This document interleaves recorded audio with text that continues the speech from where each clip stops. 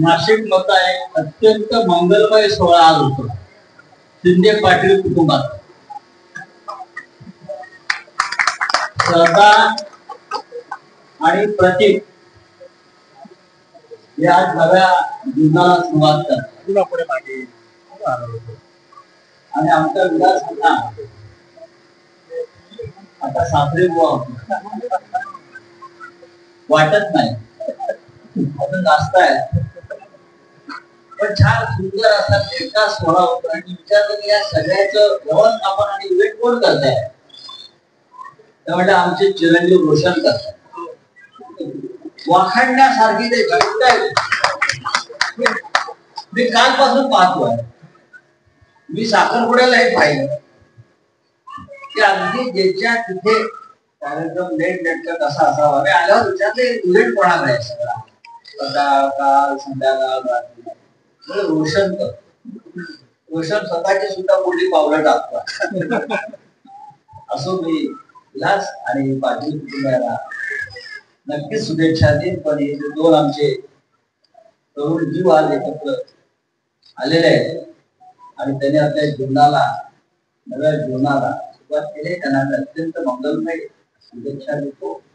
त्यांच्या जीवनामध्ये त्यांच्या संसारामध्ये भरभराट हो, त्यांच्या सगळ्या आशा आकांक्षा पूर्ण हो आणि आम्ही सगळे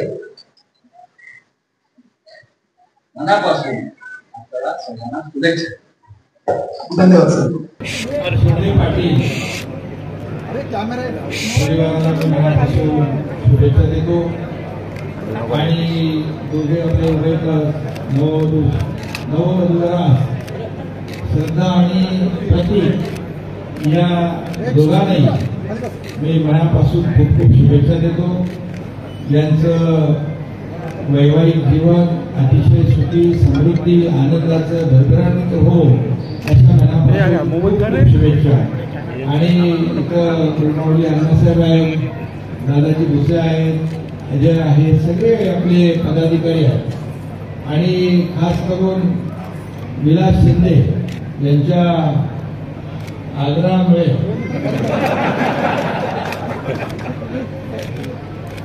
शिंदेना भेटायला येणं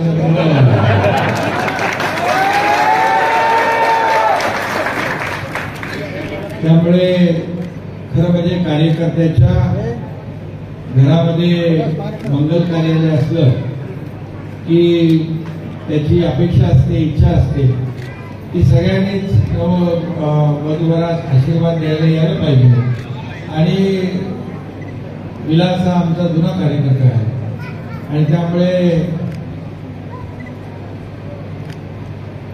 आणि आपल्या बोलू ना